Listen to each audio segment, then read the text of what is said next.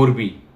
આ નામ સાંભળીને તમને મોરબીનો ઝૂલતા બ્રિજ કાંડ યાદ આવી જશે, જેમાં સંખ્યાબંધ લોકોના જીવ ગયા હતા. પણ વાત અહીં આમ આદમી પાર્ટીની કરવાની છે, એની સભાની કરવાની છે, જેમાં મોટી સંખ્યામાં લોકો જોડાયા અને ઈસુદાન ગઢવીએ સીએમથી લઈને પીએમ અને એના ભ્રષ્ટાચારની પોલ ખોલી. નમસ્કાર, હું છું અનિલ પટેલ અને સ્વાગત છે તમારો આ મારા સમાચારમાં. આવ સાંભળીએ ઈસુદાન ગઢવીએ શું કહ્યું. બોલો ભારત માતા કી ઇન્કલાબ. મિત્રો, આજે નક્કી કર્યું લાગે મોરે મોરો દઈ દેવાનો. શું હું જોતો તો હું હમણાં વિચાર કરતો તો મનોજભાઈ ને જ કહેતો તો, મેં કીધું આટલી ઠંડીમાં ભાષણ કેમ થાય ને પબ્લિક બેઠી છે. ખરેખર મોરો મોરો દેવાની વાત છે. અહીંયાથી લઈને અકડે ઠાઠ પબ્લિક બેઠી છે. મિત્રો, આજ આનંદ, આજ ઉછરંગ, આજ નેનોમાં ને સખી અમારા મોરબી શહેરમાં આજ કંચન વર્ષે મેં. આજે મોરબી જય ગોપાલ કરે છે. એકવાર તાળીઓની ગડગડાટ સાથે ગોપાલભાઈનું સ્વાગત કરીએ સાહેબ. હંમેશા હું કહેતો હતો, આજે મારી છાતી ગજગજ ફૂલાય છે. પહેલા પણ હું એકવાર મોરબીમાં સભા કરવા આવ્યો, હું પંકજભાઈને કહેતો હતો કે એવી સભા ક્યારે કરીશું જ્યારે આમ જનતા પોતે પરિવર્તન માટે તૈયાર હોય ને એમ કહેતી હોય કે હવે બહુ થયું ભાજપ, હવે તમારી ખેર નથી. આજે મને મોરબીમાં જોવા મળી રહ્યું છે સાહેબ. આજે સાહેબ અમે તો સામાન્ય પરિવારમાંથી આવીએ છીએ. અમારામાં હિંમત ભગવાને આપી છે, અમારામાં બુદ્ધિ ભગવાને આપી છે. ગુજરાત માટે વિઝન લઈને નીકળ્યા છીએ, પણ અમે કોઈ મુખ્યમંત્રીના દીકરા નથી, કોઈ ધારાસભ્યોના દીકરા નથી. પણ છતાંય મિત્રો, આજે અમારી 5, 8, 10 લોકોની ટોળકી જે મુખ્યમંત્રીને ધ્રુજાવે છે ને તમારી તાકાત છે સાહેબ.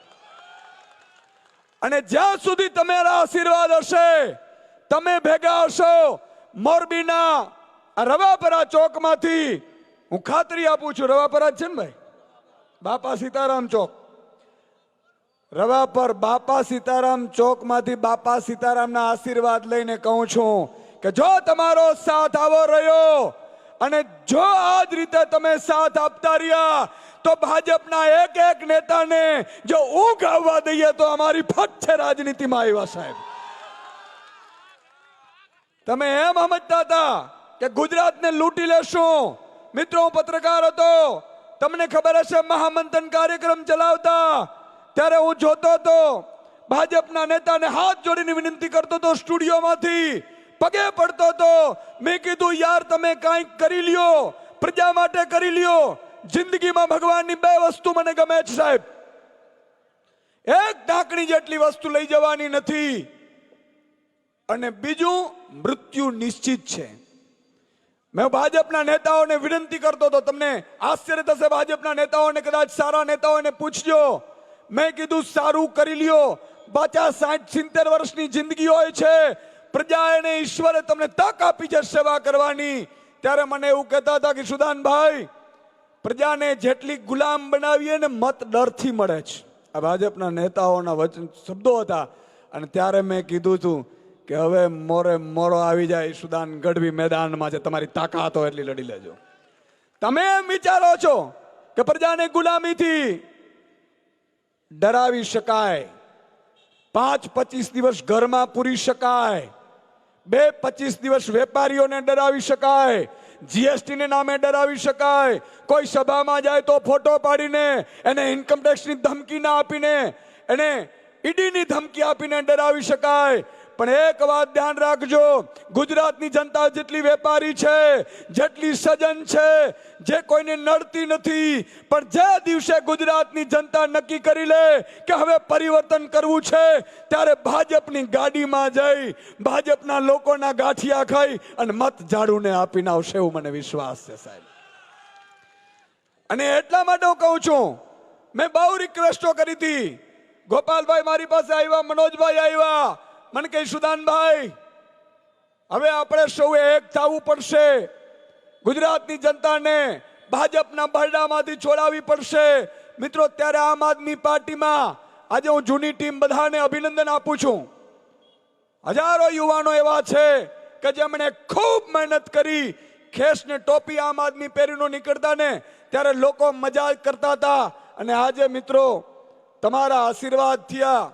અમારામાં સચ્ચાઈ છે, અમારામાં નિષ્ઠા છે. મેં કીધું ને કે અમે કોઈ મોટા માણસો નથી. આજે ગોપાલ ઇટાલિયા સુરતમાં ભાડાના મકાનમાં રહે છે, છતાં અહીંયા હજારો યુવાનોની ઉમ્મીદ બેઠીને બેઠા છે. આ તાકાત તમારી શક્તિની છે, તમારા સાથની છે. અમને નહીં તો કોણ નેતા બનાવે?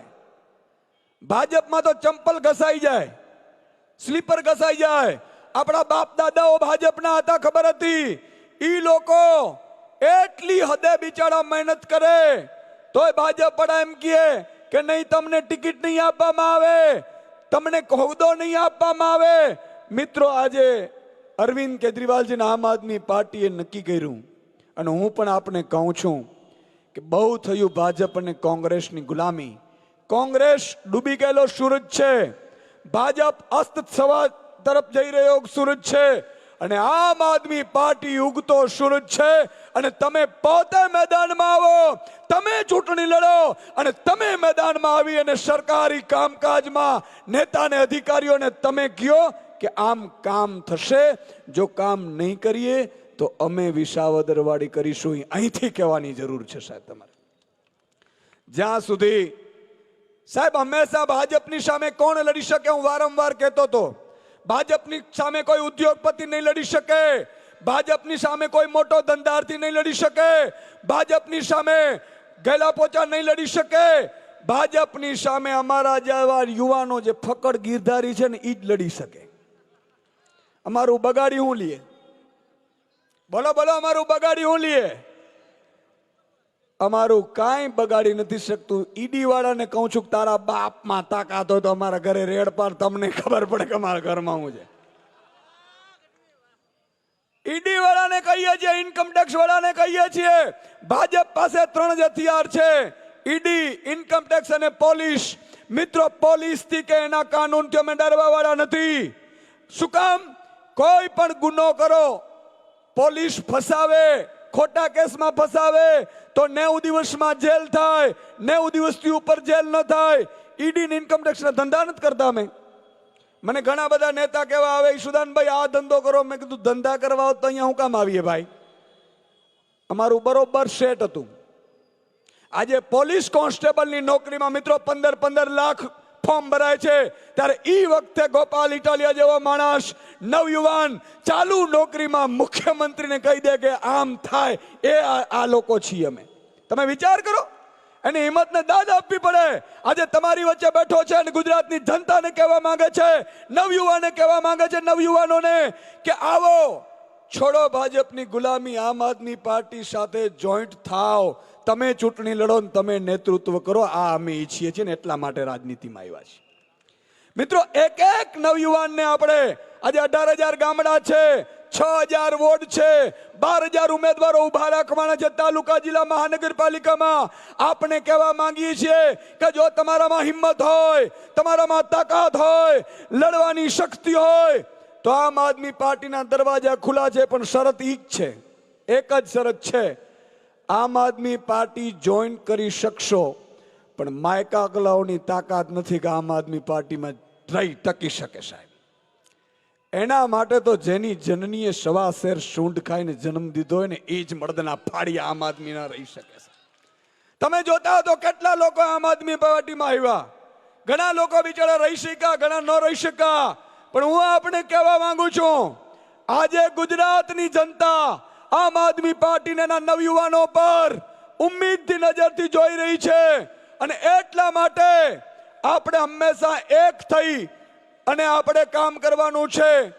એક વાત હું આપને કહેવા માંગીશ મિત્રો, અહીંયા મોરબીમાં પંકજભાઈને હું પૂછતો હતો, પંકજભાઈ મને કહેતા હતા, મને કે સાહેબ અહીંયા ઉદ્યોગોને ખતમ કરી નાખ્યા, રોડ રસ્તા ગટરના પાણી, આજે પણ એની સમસ્યાઓ છે. અહીંના નેતાઓ પોતાના ઘર ભરે છે. અને હમણાં જ તમે જોયું હશે, આ વેપારીઓના, મધ્યમ વર્ગના, મિડલ ક્લાસના રૂપિયામાંથી ગાયો જે કતલખાને મોકલવામાં આવે છે ઈ કંપનીઓના ફંડમાંથી ભાજપે અહીંયા કમલમ બનાવ્યું. કેટલા લોકોએ કમલમ જોયું? હાથ ઊંચો કરો એટલે મને ખબર પડે. કમલમ કેટલાએ જોયું ભાઈ? નથી જોયું ને? જોતાય નહીં, જવાય નહીં. આમાં ન જવાય. કમલમમાં જાઓ તમે, ખાલી ભૂલથી જાજો કમલમમાં. મોરબીમાં કમલમ બન્યું હશે, તમે કમલમની દિવાલ સામે જોશો તો માં ગાય માતા ચીસ પાડતી હશે. ઈ કહેતી હશે કે ભાઈઓ મને આમાંથી બહાર કાઢો. આ ભાજપે ગાયના કતલખાના કરતી કંપનીઓમાંથી ફંડ મળેલું છે ને એનો કમલમ બનાવેલું છે. અને ભાજપના નેતાઓ હા મોટી મોટી ફાંદો લઈને નીકળે, જાણે કેટલું હજી લૂંટવાનું બાકી હશે. આ તો હારું થયું ભગવાને મેં કીધું ને કે બે વસ્તુ કરી. એક ટાંકણી જેટલી વસ્તુ લઈ નથી જવાની, અને બીજું મૃત્યુ નિશ્ચિત છે. મને ક્યારેક વિચાર આવે, હું ગોપાલભાઈ ગાડીમાં આવતા હતા, મેં ગોપાલભાઈને કીધું, મેં કીધું હારું થયું ભગવાન કઈ લઈ નથી દેવા દેતા, નહીં તો કદાચ ઉપર લઈ જવા દેતા હોત તો ભાજપ વાળા ફાર્મ હાઉસ ઉપાડો તો હાલો મારે ઉપર લઈ જવાનો, અહીંયા ગળદી કરત. અને સાહેબ એટલી સંપત્તિ ભેગી કરી. મને હમણાં મધ્યમ વર્ગ કહેતા હતા, મિત્રો આજુ આપણું સપનું છે. હું આજે માતા બેન દીકરીઓ અહીંયા બેઠી છે, સોશિયલ મીડિયાથી લાખો મહિલાઓ બહેનો માતા દીકરીઓ સાંભળી રહી હશે.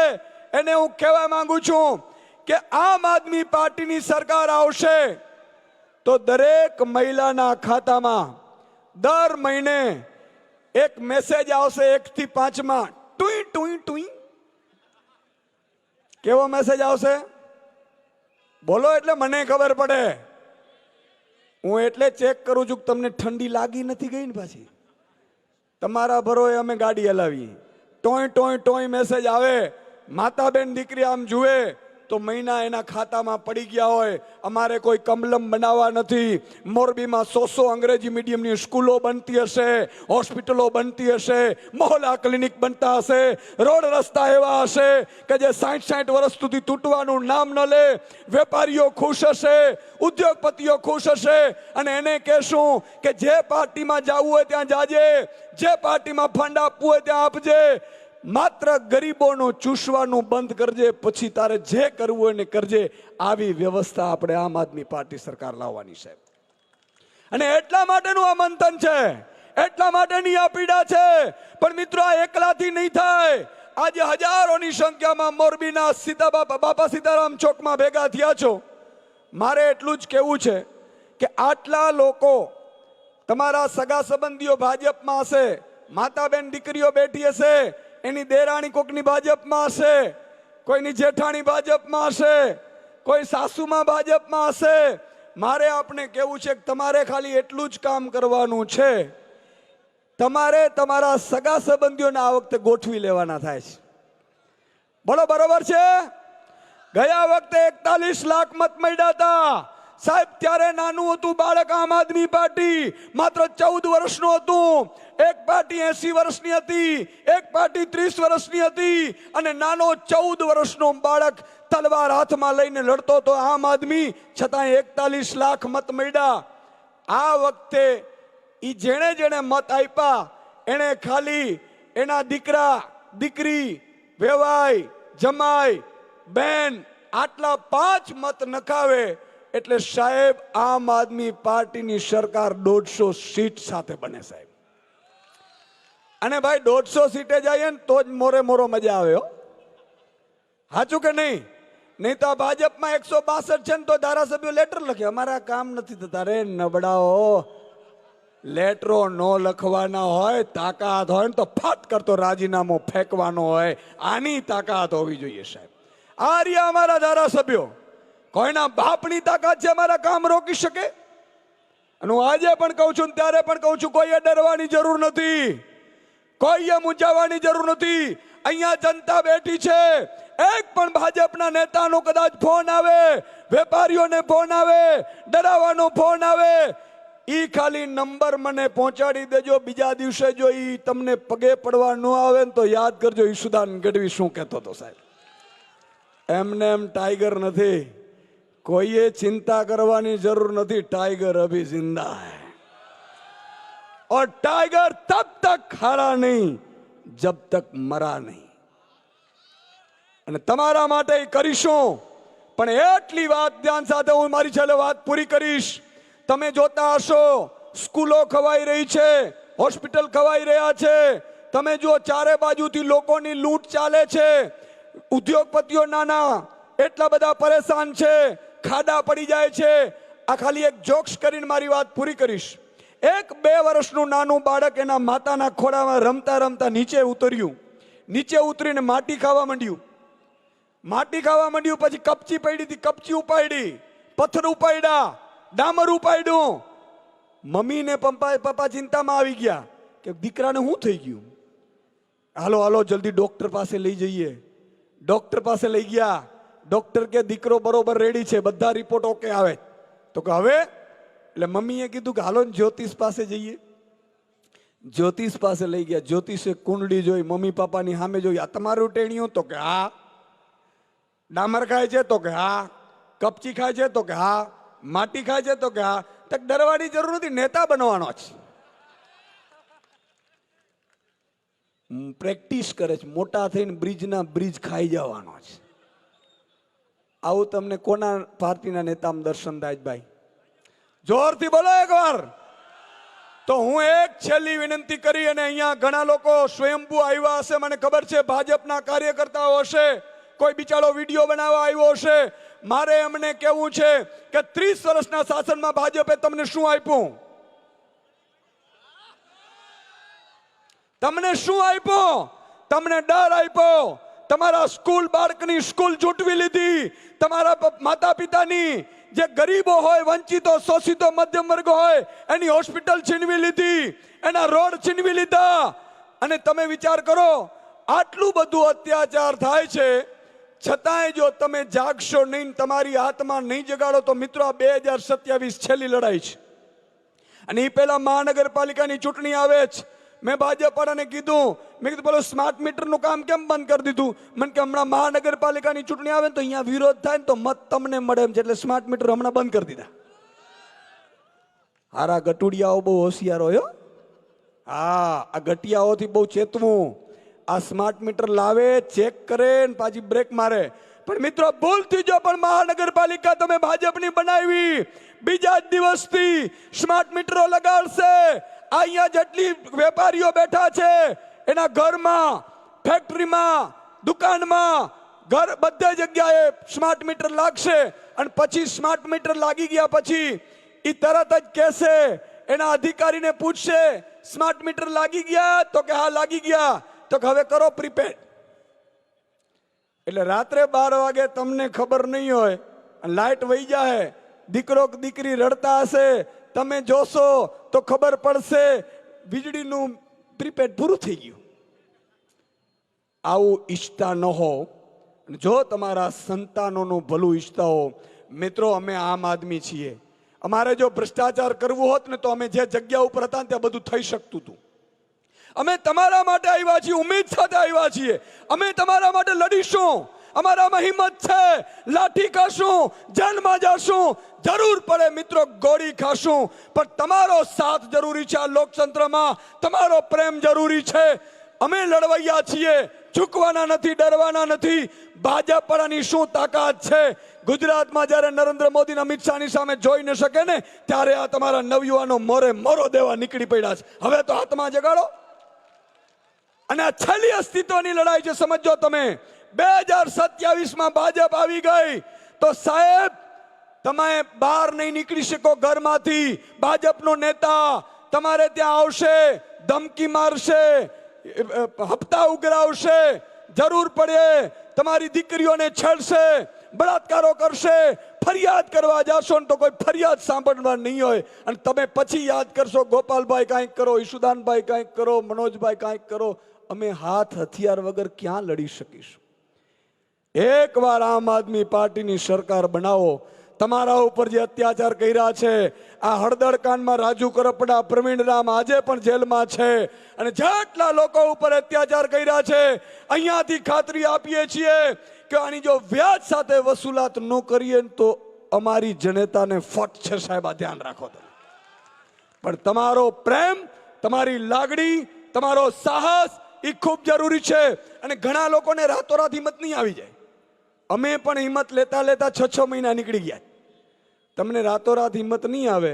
માની લો કે મહાનગરપાલિકામાં ભાજપવાળા ગાડી મોકલે, ભજીયા મોકલે, સગા સંબંધીઓ મોકલે, જ્ઞાતિનો આગેવાન મોકલે, ધર્મનો આગેવાન મોકલે, બેસી જવાનું ગાડીમાં, કાંઈ વાંધો નહીં. તમને એમ લાગતું શરમ આવતી હોય, પણ અંદર જઈને તમે બટન ઝાડુનો દબાવશો ને એટલે ગુલામી માંથી મુક્ત થઈ જાઓ.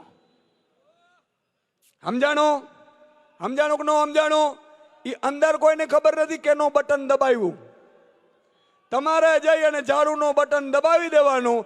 આમ તમે ઝાડુનો બટન દબાવશો, મરક પાછું જ ભાજપની ગાડીમાં જવાનું. કારણ કે એ બધા બૂચ મારીને આપણા રૂપિયા લઈ ગયા. જો આ કમલમ એમને નથી, બધા બૂચ મારીને.